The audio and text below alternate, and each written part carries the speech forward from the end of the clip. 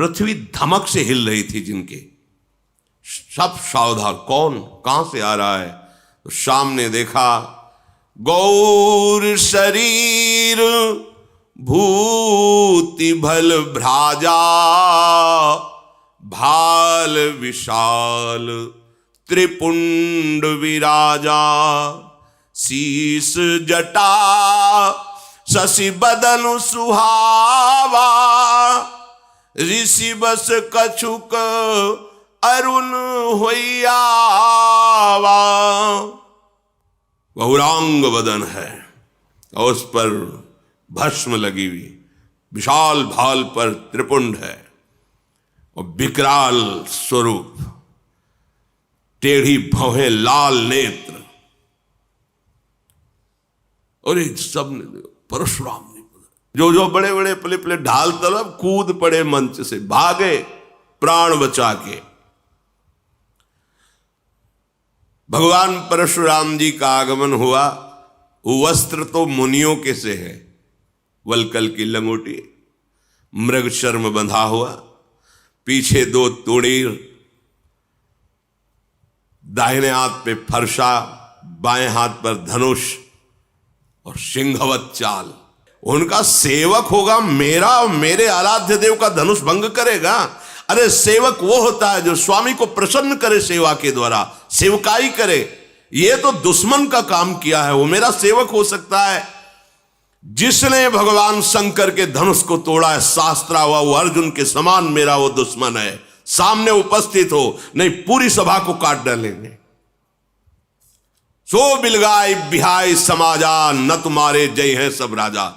सब राजा लोग उसे बाहर कर दे या वो स्वयं बाहर होकर आ जाए, नहीं पूरी सभा मारी जाएगी।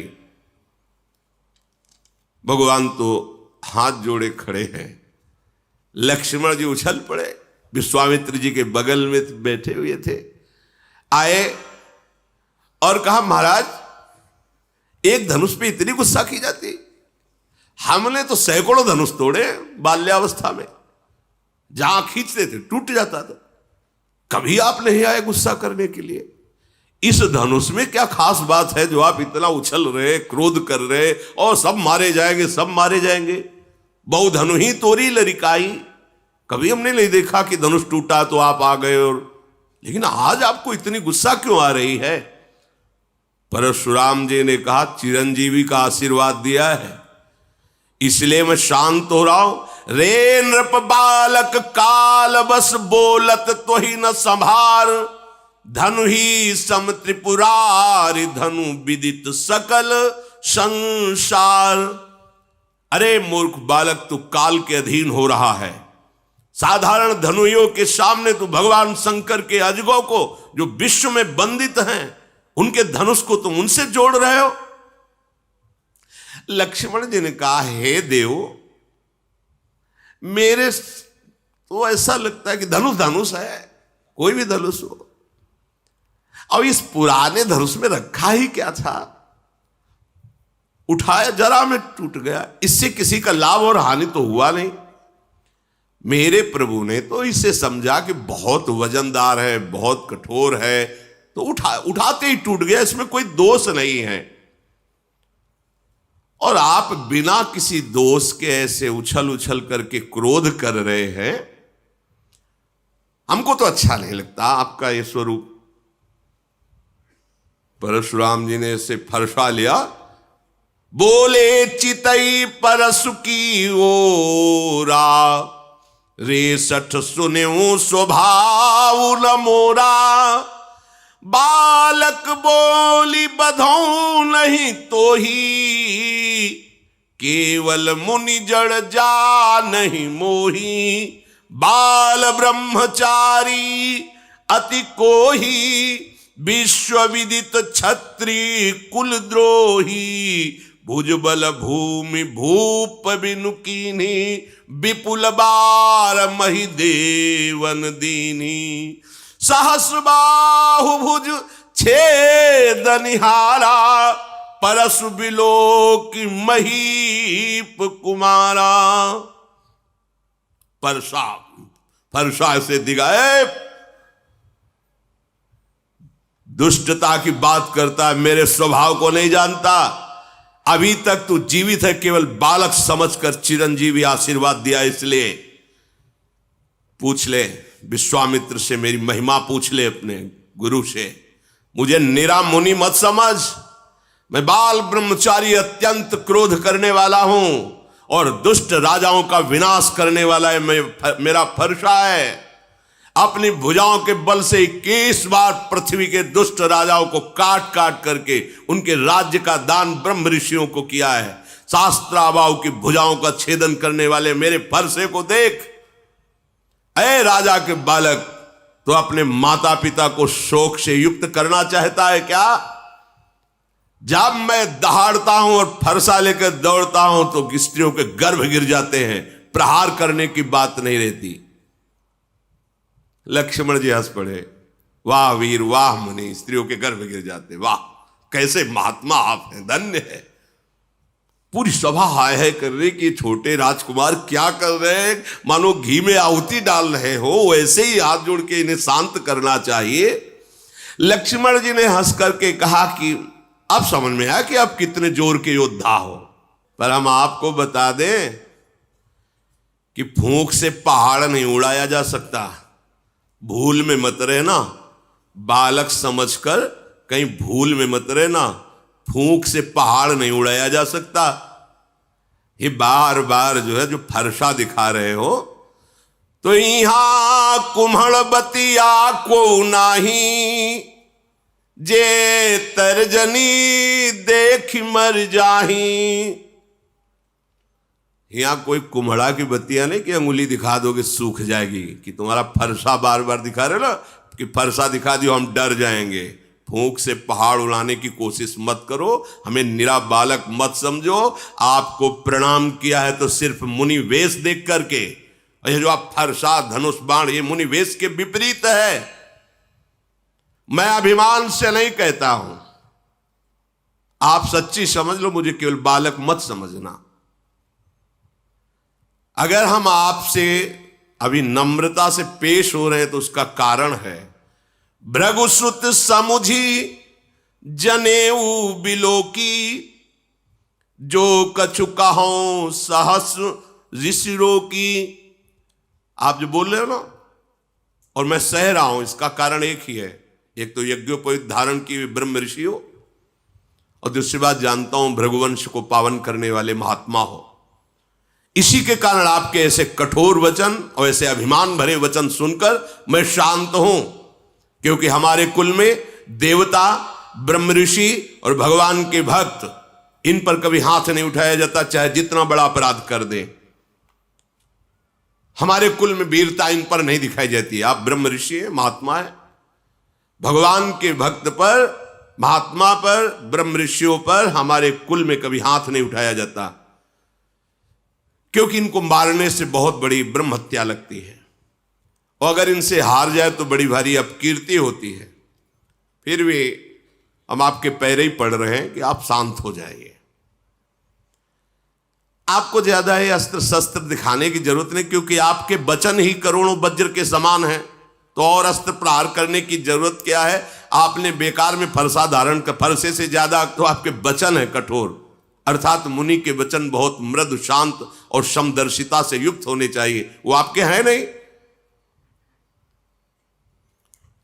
अगर आपको हम कुछ अनुचित बोल रहे हो तो आप उसका लक्ष्य समझ लेना, आपके पास धनुष बाण और फरसा देख करके।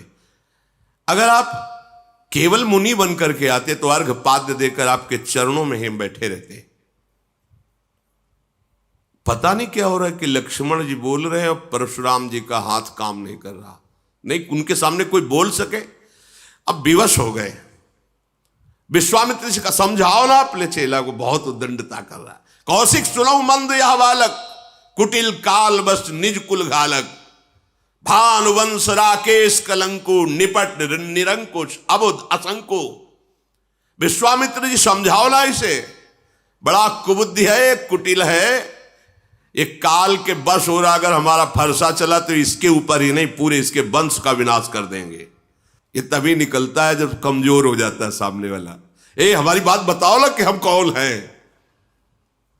अभी एक क्षण में काल का ग्रास हो जाएगा, मैं पुकार करके कहता हूं इसके बाद कोई मुझे दोष मत देना। लक्ष्मण जी ने कहा महाराज दूसरे को बताने की जरूरत ही नहीं, आपका यश जब से आप आए तो अपने मुख से इतनी बार यश कह चुके हैं कि दूसरे को परिचय बताने की जरूरत नहीं, आप बार बार फरसा उठा बता चुके हैं। अगर अभी कुछ और रह गया हो तो और बता दीजिए। सब कह रहे कि ये जो गौरवर्ण का कुमार है तो बहुत ही विचित्र है। हमें लगता है भगवान आपको संतोष नहीं है, आप क्रोध मत रोकिए। आप वीरता का वेश धारण किए हैं, आप और बोलिए, जो कुछ करना चाहे आप कर लीजिए, आप क्रोध को रोकिए मत। पर आपको जरूर ये कहता हूं कि साधु के वेश में शोभा नहीं देता। हमने तो देखा है कि जो वीर योद्धा होते हैं वाणी से नहीं बोलते, उनका काम बाणों से होता है। वो आप जब से आए वाणी से ही बोलते जा रहे हो। सारी सवाल कार्य किसी तरह इस कुमार को चुप करो, कहीं ऐसा ना हो कि कुछ अमंगल हो जाए।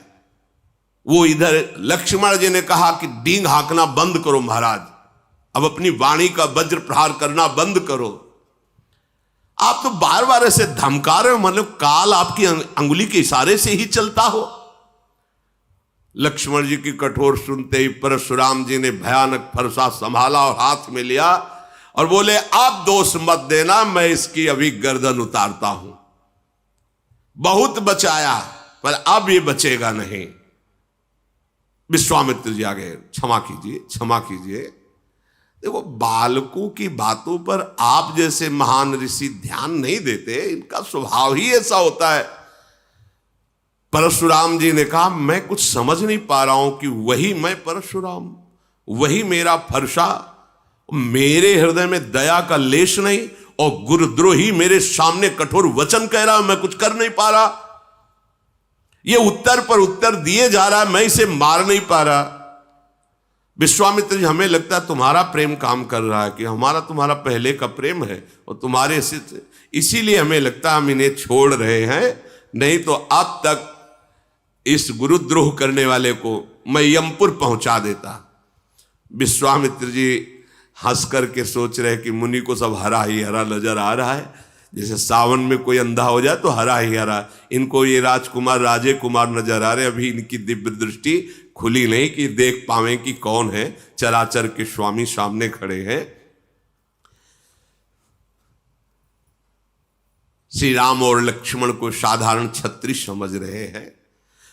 विश्वामित्र जी ऐसा मन में सोचकर सावधान कर रहे, शांत। लक्ष्मण जी पीछे से विश्वामित्र जी के कहा कि महाराज आपका सील और स्वभाव देखकर क्या सील है, नम्रता है आपकी और क्या स्वभाव है आपका, और हंस दिए।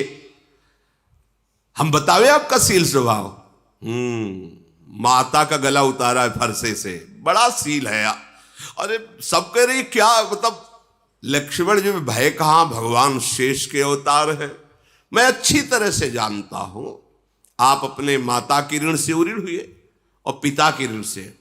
अच्छा गुरु का जो ऋण है वो आप उतारने के लिए मेरे भरोसे आए हो कि अब मैं इनको मार दूंगा तो गुरु ऋण से ऋण हो जाऊंगा। अच्छा तो ब्याज सहित बताइए आपका गुरु ऋण क्या है, मैं चुका दूं। बुलाइए किसी हिसाब करने वाले को और बताइए आपके गुरु ऋण में मैं क्या चुका दूं। सुनि कटु बचन कुठार सुधारा, हाय हाय सब सभा पुकारा। भगवान परशुराम आप तो नहीं बचेगा। और एकदम लक्ष्मण जी ने कहा फरसा मत दिखाओ मुझे बार बार, आपको रणधीर और वीर दूसरे मानते होंगे, ये फरसा दूसरों को दिखाओ। हमारे यहां ब्रह्म ऋषियों पर कोई बल नहीं चलता, इसीलिए मैं चुप हूं। सब सभा के लिए लगे अनुचित है, अनुचित है, लखनलाल ऐसा मत बोलो, ये महावीर है। सब पुकार। भगवान श्री राम ने लक्ष्मण जी को नेत्र तरह, लक्ष्मण जी चुपचाप सीधे पीछे वापस हो गए। परशुराम जी क्रोध की अग्नि बढ़ रही। भगवान श्री राम फिर शांत, नाथ शांत हो जाइए, नाथ करहु बालक पर छोहू, सूद दूध मुख करी न कोहू, जो पै प्रभु स्वभाव प्रभाव कछु जाना, तो कि बराबर करत आयाना। क्षमा क्षमा प्रभु क्षमा कीजिए, ये सीधा साधा दुधमुहा बच्चा है लक्ष्मण, कुछ बोल दिया, वो आपके प्रभाव स्वभाव को नहीं जानता, अभी तो बच्चा है, बेसमझ है। नाथ जो लरिका कछु अचगरी करही, गुरु पितु मातु मोद मन भरही, करी कृपा शिशु सेवक जानी, तुम समशील धीर मुनि ज्ञानी। बालक है, बालकों की चपलता देखकर माता पिता गुरु नाराज नहीं होते हैं, मोद धारण करते हैं। छोटा सा बच्चा सेवक जानकर कृपा कीजिए, आप समदर्शी सुशील धीर ज्ञानी महात्मा है, प्रभु आप शांत होइए। शांत ऐसा लगे जैसे आग के ऊपर पानी पड़ गया हो। परशुराम, हाँ तुम हमारी महिमा को जानते हो, राम वचन सुनी कछुक जुड़ाने। पीछे से लक्ष्मण जी ने मुस्कुरा करके फिर परशुराम जी को इशारे से, परशुराम ने कहा देखो तुम प्रार्थना करो, वो हंस करके फिर हमें क्रोध दिला रहा है।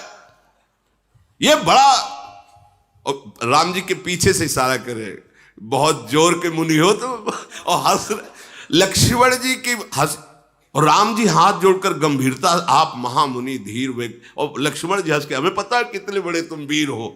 उन्होंने कहा कि राम तोर भ्राता बड़ पापी, ये बड़ा पापी है, मुझे वहां से फिर जला रहा है, तुम इसे दुधमुआ बच्चा कहते हो। अरे गौर शरीर श्याम मन माही, कालकूट मुख पय मुख, ये दुधमुआ नहीं जहरीला है, भगवान शेष के अवतार है, दुधमुआ थोड़ी है। जहरीले ऐसे जहरीले कि उन्हीं के तेजाग्नि से संपूर्ण प्रलयाग्नि प्रकट होती है और सब सृष्टि का लय हो जाता है।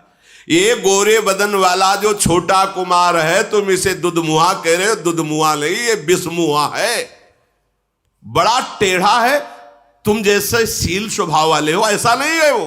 तुम्हारे पीछे देखो, हमको फिर चिढ़ा रहा है, देखो चिढ़ रहे भगवान परशुराम, इतने महामुनि, और लक्ष्मण जी जहां इशारे, तो वो फिर देखो बोला, गुस्सा हो रहे। लक्ष्मण जी ने खुलकर हंस के कहा कि मुनि आपको आज तक ये ज्ञान नहीं हुआ कि क्रोध करना पाप है। इस क्रोध के वशीभूत होकर के बड़े अनुचित हो जाते हैं कार्य, पूज्य जनों की हिंसा हो जाती है। आपको इतना ज्ञान नहीं कि आपको क्रोध नहीं करना चाहिए। वैसे तो आप मुनिराज हैं, मैं सदैव आपके दासत्व को ही स्वीकार करता हूं, ऋषियों की दासता स्वीकार करता हूं।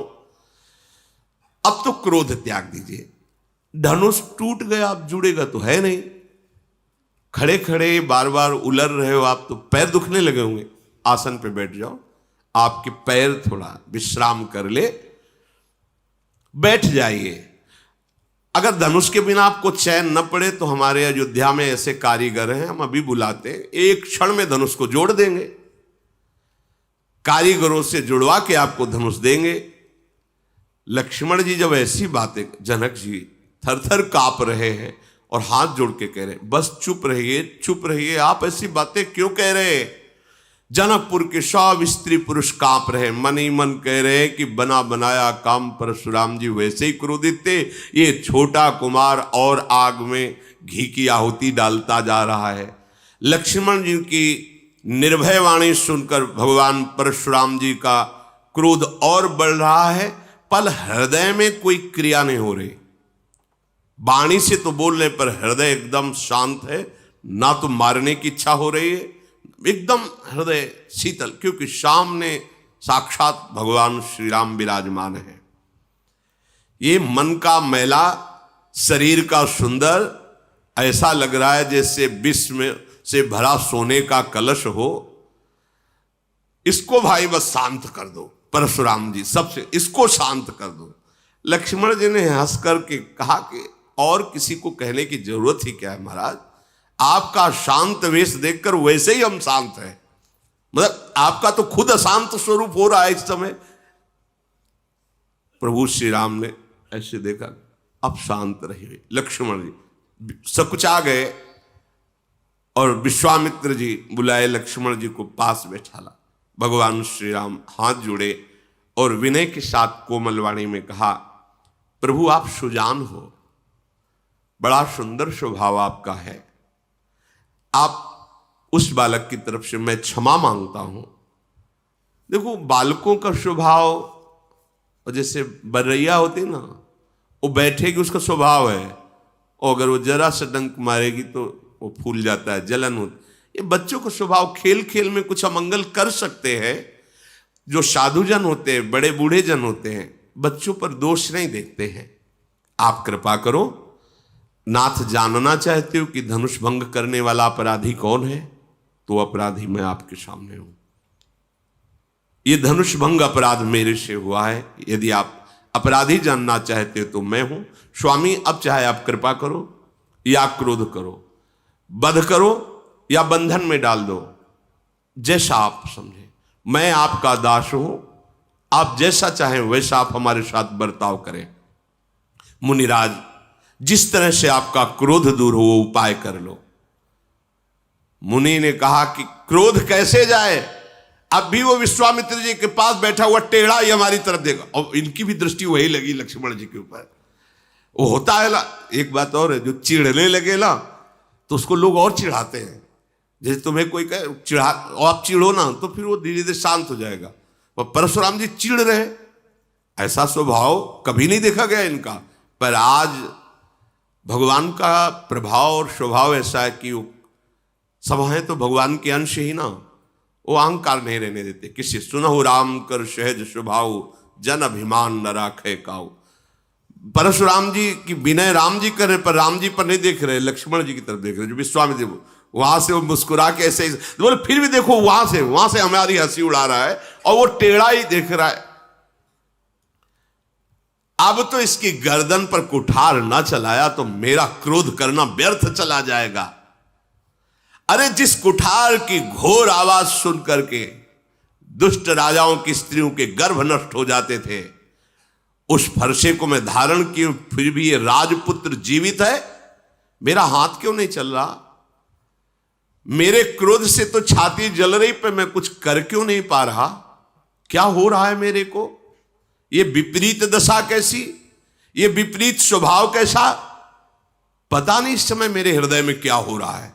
भगवान परशुराम जी कह रहे, मुझे लगता है कि मेरे हृदय में जो कभी नहीं थी वो दया आ गई क्या मेरे हृदय में, इसीलिए दुस्साह दुख सह रहा हो। लक्ष्मण जी ने वही से मुस्कुरा के कहा, सिर नवा के कि महाराज आपकी दया भी आपके स्वरूप के अनुकूल ही है। मतलब दया भी, ये दया है, हाहाकार मचा दिए, ये दया है आपकी, ऐसा मान। और आप जब बोलते हैं महाराज तो ऐसा लगता है फूल झड़ रहे हैं। महाराज जब आपकी दया में ये हालत है तो जब आप निर्दयता करते होंगे तो क्या होता होगा? दया में तो जल रहे हैं, और जब निर्दयता आएगी तो क्या होगा? अगर क्रोध आ गया तो हमें लगता है आप ही का शरीर भस्म हो जाएगा।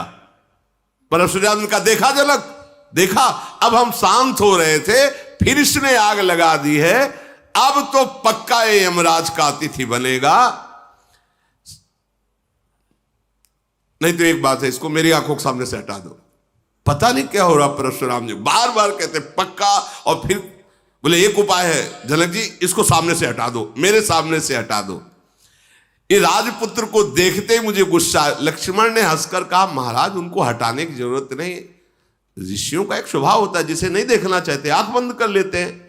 आप आंख बंद कर लीजिए तो मान लीजिए कोई है ही नहीं। लक्ष्मण जी ने कहा, मूंदे आंख कतहु को नहीं, हटाने की जरूरत नहीं, आप अपनी आंख मूंद लीजिए। परशुराम तब राम प्रति बोले उरयति क्रोध, संवत्सरासन तोरि सठ करसि हमार प्रबोध। क्रोध धारण करते हुए भगवान राम से कहा, तू भी उसी का भाई है ना? बार बार विनय करता है और भगवान शिव के धनुष को तोड़ा और हमें ज्ञान सिखाने चला है। तेरा भाई तेरी ही सम्मति से मुझे कटुवचन बोलता है और तू आकर छल से हाथ जोड़कर मुझे शांत करना चाहता है। आज मैं युद्ध में तुझे परास्त करूंगा। क्योंकि तेरा नाम राम है ना, अब ये राम नाम तेरा, मैं युद्ध ऐसी विद्रोही, छल त्याग कर मुझसे युद्ध कर, भगवान श्री राम से कहा, नहीं तो भाई सहित तुझे इस रंगमंच पर मार डालूंगा। हर्षा लिए भगवान श्री रामचंद्र जी हाथ जोड़े से महान गंभीर। जब परशुराम जी बार बार, भगवान रामचंद्र जी ने मन में विचार किया कि लक्ष्मण जी की चेष्टा से क्रोध आ रहा है, बस लक्ष्मण जी पे चल नहीं रही, तो हमारे ऊपर फरसा चलाना चाहते हैं। टेढ़ जान शंका सबका हो, वक्र चंद्रमा ग्रसय न राहो, बहुत सुधावते बड़ दोषु। हमें लग रहा है कि उधर तो लक्ष्मण जी कटाक्ष वार और हम हाथ जोड़ रहे तो हमारे ऊपर गुस्सा करें, मतलब सीधाई में बहुत दोष है। भगवान श्री राम ने बड़े गूढ़ वचन बोले। राम कहो रिस तजिए मुनीसा, कर कुठारु आगे यह सीसा, जेहिरिस जाय करी सोई स्वामी, मोहि जानी आपन अनुगामी। प्रभु सेवक ही समर कस, तजहु विप्रवर रोषु, बेसु बिलो के कहस कछु, बालक हूं नहीं दोष। प्रभु ये गर्दन आपके सामने, आप काट दीजिए, आप अपनी गुस्सा शांत कीजिए। मैं सदैव आपका दास हूं, तो दास और स्वामी में युद्ध कैसा? अगर बालक ने कुछ अनुचित बोला है तो आपकी समझ में, मेरी समझ में अनुचित नहीं बोला है। क्यों? क्योंकि आपका वेश ऐसा है। फरसा लिए हो, धनुष बाण लिए हो, बार बार कठोर वचन बोल रहे हो, तो आपको ये पता होना चाहिए कि रघुवंशी बालक है। सामने आकर के अगर कोई ललकारे तो दैन्य वचन और दैन्य चेष्टा करना ये रघुवंशियों में नहीं है। आपका कुठार बाण धनुष देख करके, वीर समझ करके वो बालक ऐसा बकाया अनुचित नहीं है आपके भेष के अनुसार। यदि आप कमंडल कुशा आसन साष्टांग दंडवत करके हाथ जोड़ करके खड़ा रहता, मुझे पता है आप बार बार फरसा धनुष, मैंने ये किया, मैंने वो किया, ये वीर वेश वीर वार्ता सुन करके उसके मन में जो बात आई वो कह दिया, वो दोष नहीं है। हम सब आपकी चरण धूल माथे पे रखते हैं। क्षमा, आप शांत रहिए, बहुत क्षमा होनी चाहिए आपके अंदर, दया होनी चाहिए, आप ऋषि हैं। अब प्रभु आप जो कह रहे हैं कि हमसे युद्ध के, तो युद्ध तो हो ही नहीं सकता, क्योंकि आप स्वामी, मैं सेवक हूं। और रही राम नाम की बात कि ये नाम, तो वैसे भी आपका हमारे से नाम बड़ा है, परशु सहित बड़ा। हमारा तो एक छोटा सा नाम राम, और आपका परशुराम कैसे हो सकता है? हमारी आपकी होड़ कैसे हो सकती है? प्रभु मैं तो केवल एक ही गुण ये धनुष धारण करता हूं। आप शम दम तपस्या शौच क्षमा सरलता ज्ञान विज्ञान आस्तिकता, ये 9 गुण धारण करते हैं।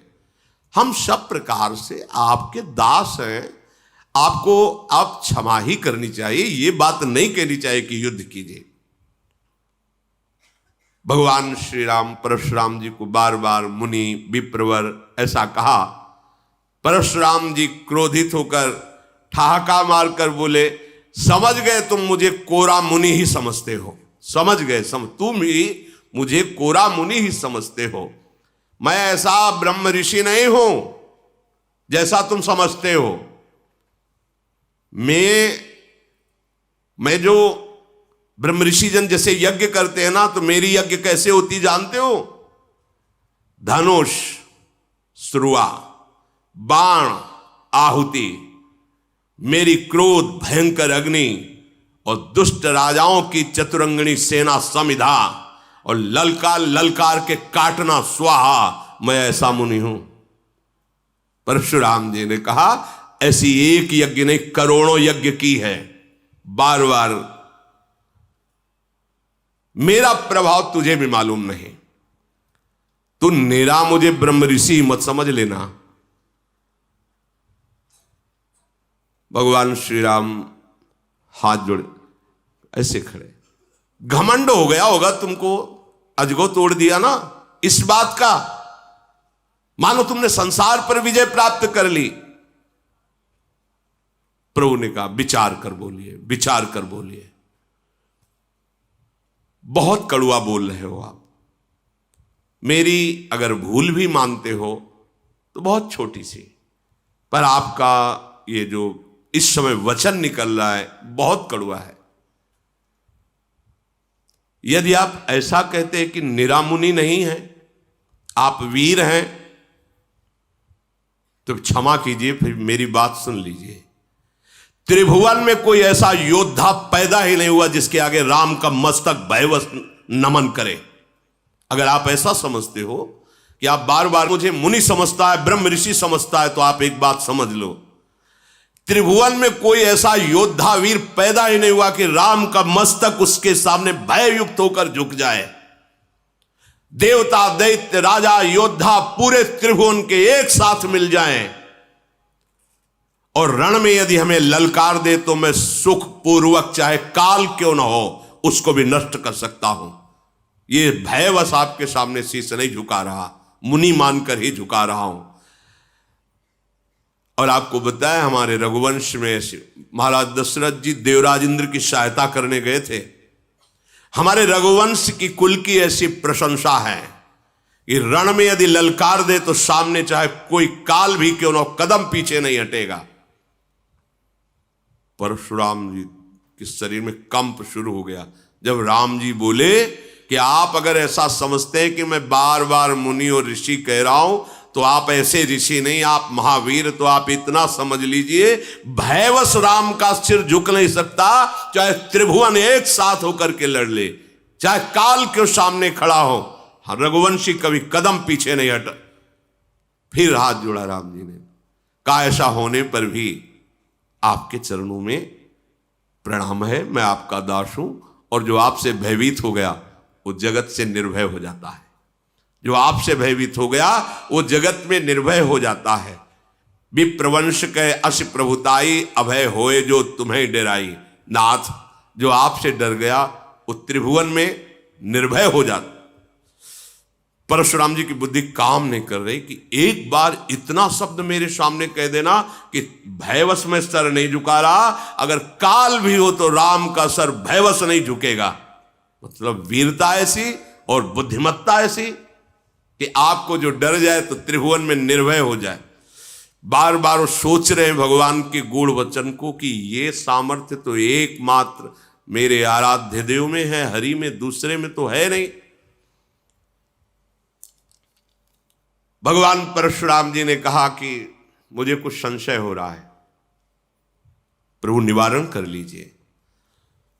तो उनका एक बार भगवान विष्णु ने मुझे अपना ये सारंग धनुष दिया था, कहा था कि मेरा अवतार होगा तब मुझे समर्पित कर देना। मेरे संशय निवृत्ति के लिए आप क्या इस धनुष पर प्रत्यंचा चढ़ा सकते हैं? भगवान ने कहा आदेश कीजिए आप। तो उनका मेरे संशय के नाश के लिए आप इस पर प्रत्यंचा चढ़ा दीजिए, क्योंकि दूसरा त्रिभुवन में कोई नहीं जो भगवान श्री हरि के सारंग धनुष पर प्रत्यंचा चढ़ा सके, वो केवल वही चढ़ा सकते हैं, दूसरा नहीं। तो जे ही देने को हुए तो अपने आप धनुष प्रभु के हाथ में जाके विराजमान, क्योंकि उन्हीं का नित्य पार्षद है। भगवान ने एक क्षण में खींचा, प्रत्यंचा चढ़ाई, अमोघ बाण संधान किया, देत चाप आप ही चल गयऊ, परशुराम मन विस्मय भयऊ।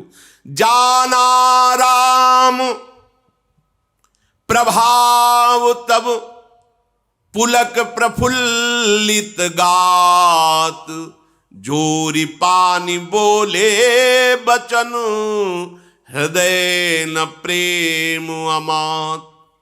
आहा, मैं जान गया, मैं जान गया, क्षमा कीजिए प्रभु। पुलकित हो रहे भगवान परशुराम जी, हाथ जोड़कर हृदय में प्रेम नहीं समा रहा। ओहो रघुकुल रूपी कमल वन के सूर्य में समझ गया आप कौन है। आप भगवान श्री हरि हैं। प्रभु आपकी जय हो।